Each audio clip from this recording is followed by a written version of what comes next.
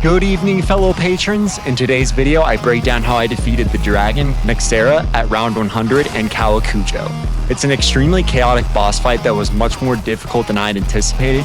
It was probably not the smartest idea to have my first attempt be at round 100, but you live and you learn. In this guide, I will give you all the blueprint to beating this boss fight at round 100 and secure the newest Dark Ops calling card. Let's run it.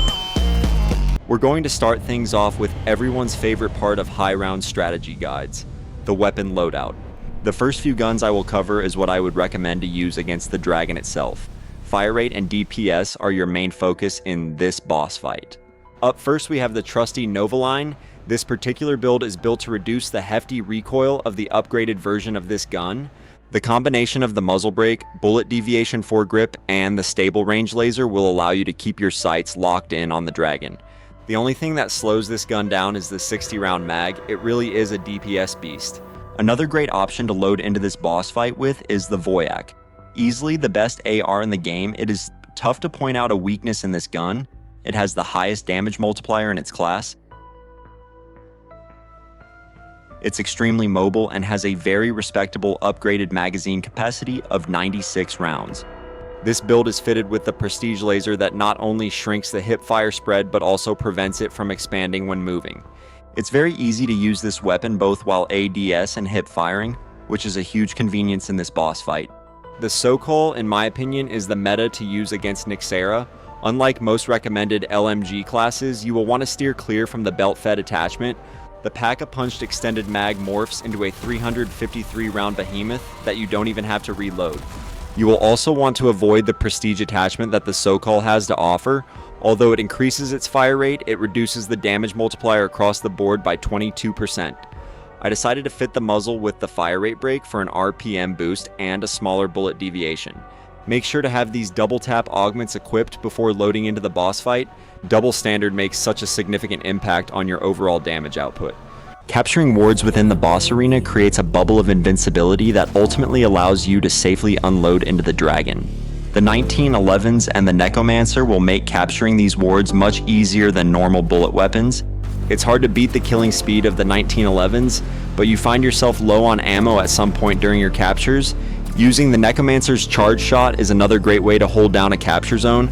On this attempt at round 113, I was testing out the Ion Sniper and traded in the Necromancer for it. So unfortunately, I do not have gameplay footage of the cat spazzing out trying to capture various zones. Leave the Ion in Totenreich. It's practically useless in this boss fight. I learned that the hard way. In the round 100 version of this boss fight, the dragon's aerial attacks start immediately. So get used to getting flung around the map by the fire tornadoes the second you put your ninja kite away. You have to slide constantly to find success in this boss fight. The most important augment to have in your loadout is the Environmentalist Miner augment from PhD Flopper. This will allow you to safely traverse through any lava that makes its way onto the ground of the arena. For those who do not know, Onis will spawn in the arena carrying flags. It is your job to eliminate the flag bearer and bring the flag to the highlighted zone shown on the map. During the first phase, it will only take one Oni and one flag capture to turn the zone into an invincibility bubble. The second phase will require you to kill 2 Oni and capture 2 zones in order to spawn in the same bubble. The last phase requires 3 Oni kills and 3 captures.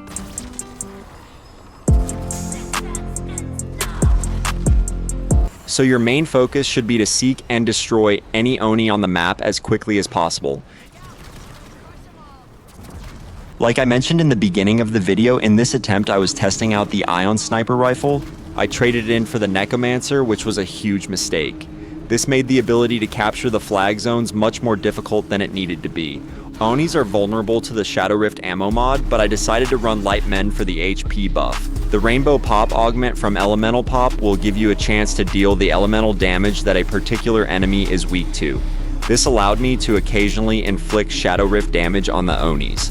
The charge shot from the Wonder Weapon works wonders when you're trying to stand your ground in a particular zone. 2 or 3 shots of the Necromancer will cover the entire zone. The equipment refresh Gobblegum is extremely underrated in my opinion. It will refresh both versions of your equipment every 20 seconds. It also lasts 5 minutes. I also found that throwing zombie heaters whilst in a disciple injection is a very effective and safe way to kill Onis. I would highly recommend deploying one in the second or third phase of the fight. Once you are surrounded by the invincibility bubble, take out the soak hole and let it rip. Do not use the rapid fire option that I used in my game. It is highly inaccurate, and the damage is significantly less than the standard firing mode. If you have essence to blow, I wouldn't even reload the weapon. Just go buy ammo from the ammo crates as you pass them in between phases. The reload speed is abysmal, and time is precious in this fight. Be on the lookout for 3 different types of blessings that appear on pedestals. Dravakar's blessing instantly spawns in an invincibility bubble.